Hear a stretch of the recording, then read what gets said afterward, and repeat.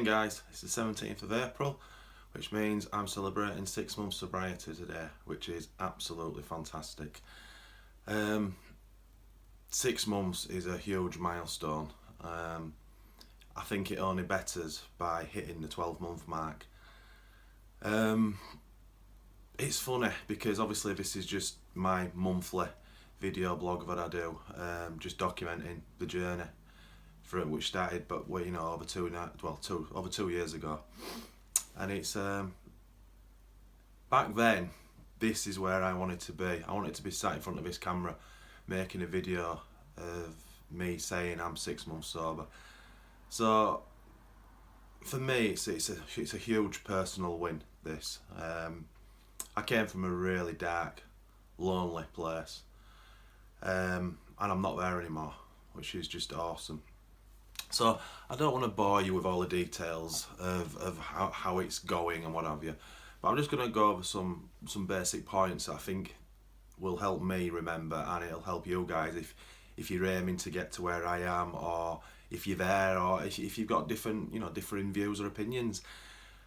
The drink's gone for me. There is no monkey, there is no witching hour, there is no thinking about drinking anymore. I'm being totally honest with you, that went a couple of months ago. The 6 month block now, the first 3 months for me, it just got better and better and better. Every part of my life, daily just got better. As soon as I put that drink down, every day just got better. When I hit the 3 month mark, it kind of plateaued slightly.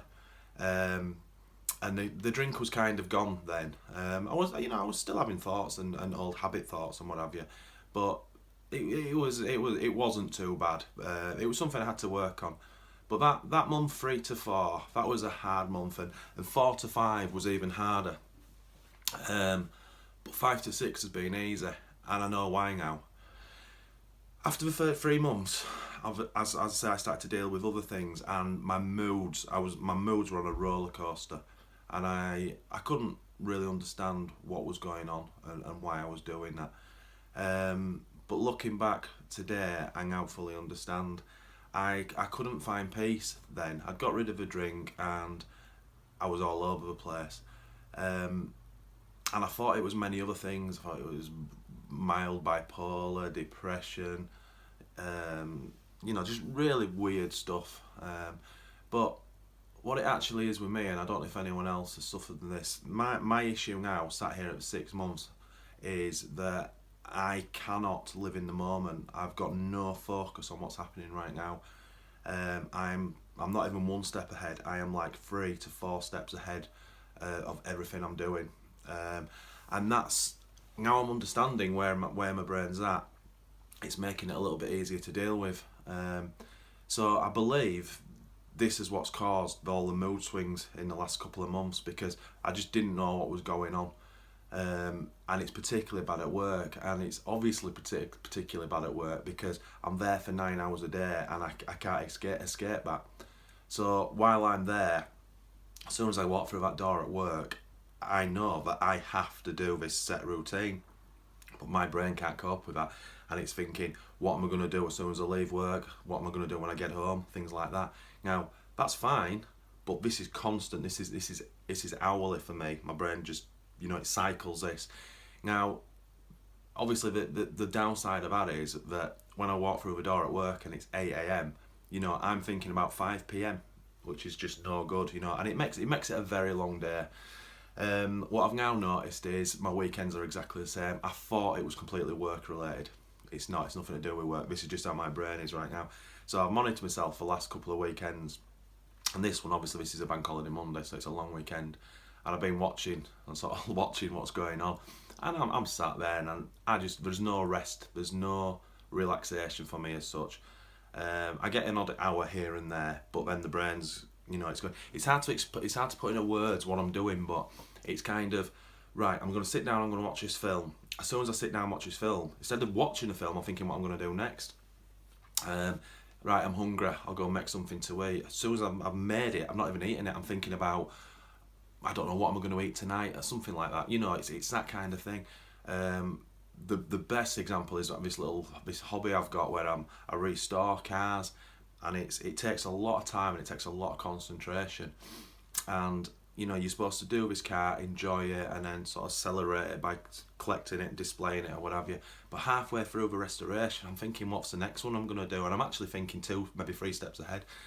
So that's where I'm at. So it's all about not living in the moment, and the more research I'm doing on this, the more common it is, and it's not just me. This is really, really common, and that's where all the mindfulness comes into it, and the guided meditation and things like that. Now, I'm nowhere near that. I've tried it, didn't like it, wasn't for me.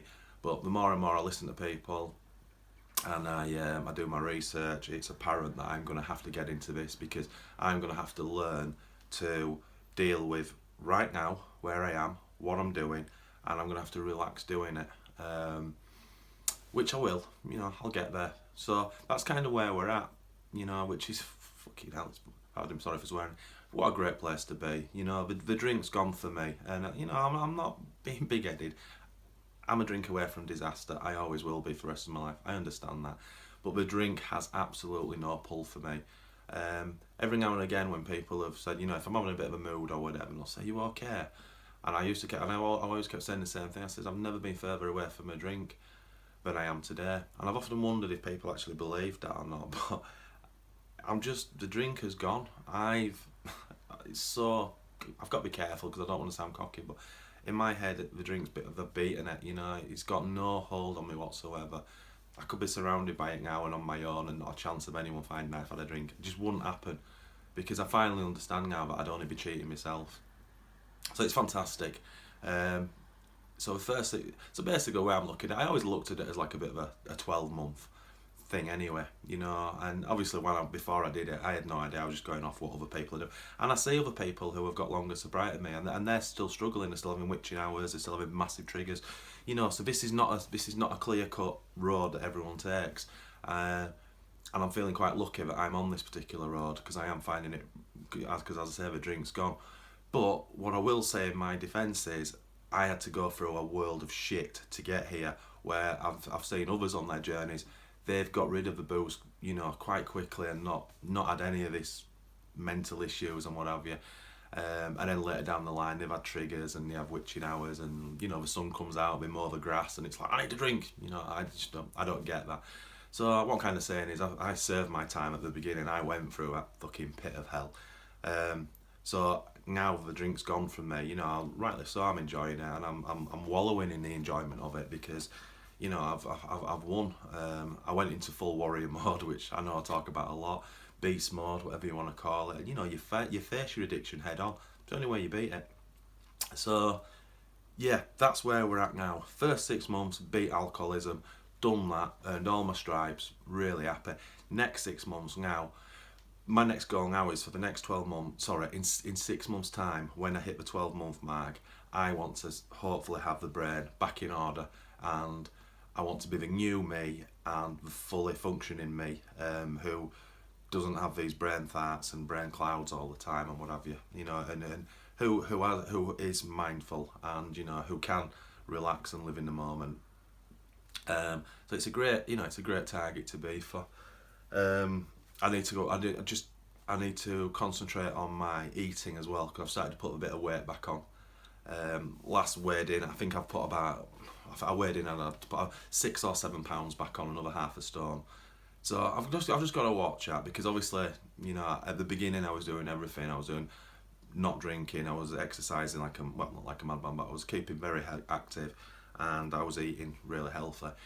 And, I've not given up on that, but now my rules are a lot more relaxed. So I just need to tighten up on that, but not to the extreme I was. Just be mindful of it. I don't want to go back to going to buy a shirt from Go Outdoors, let's say, take the pole, buy a tent. But anyway, it's something I've got to monitor in myself. So it's all really good, and it's fantastic. I'm buzzing. I'm 6 months sober. The counting's basically stopped now. I used to love the counting, but now and again you look how many days, but it really doesn't matter now. Your counting's so important in the early days, in my opinion. But I don't know how others feel with this amount of sobriety, but I had to get to the 5 month mark, and or a week past it to be the longest, getting to new ground. I did that, and I've hit 6 months, and 6 months is a massive milestone. But it was like, hey, and 7 and 8 will come along, and 9, and it's just, I'll celebrate, and I'll still make a video even if I ain't got a great deal to say. Who knows? Things could fucking turn upside down. Who knows what's around the corner? Who knows what tomorrow brings? But I would imagine the way it's going that I'll just become more in touch with myself. Fuck me, I never thought I'd be speaking like that. More in touch with myself, Jesus. But yeah, I need to be, and that's apparent now. And thinking back as well to the first time I tried to get sober a year ago, and I hit the AA for the first 3 months. All them guys and girls in those rooms talked about this kind of stuff, about how their heads worked and what they needed to do to sort of keep themselves in check, and the meditation and mindfulness and that. And I never got it. I'm not saying it's anything to do with the AA. I'm just saying I kind of understanding how why they talked about it, because obviously the alcohol must wipe or rewire that side of our brains or whatever. I don't know. I don't really care, if I'm honest, because I can fix it. So I won't bore you any longer. Just thanks again for all your support. This YouTube channel we've launched a way back is going really well, and it's just awesome. And I'll just say another big shout out to my partner in sobriety, Steph, just for all her help as well. Awesome. I couldn't have asked for a better partner to walk through this side by side with. So if you're struggling, keep going. Drop us a message. I'm a bit of a tough love character, and I'm very black and white, but it is black and white, guys. Despite whatever you think, whatever excuses you're going to make not to stop drinking or to pick that drink back up, it's the alcoholism. It's you doing that. No one else to blame but you guys, I'm afraid. So, you just got to man up, grow some, and get off that poison as soon as you can, because life will just get better and better. So thanks for watching, everyone. Thank you. Bye.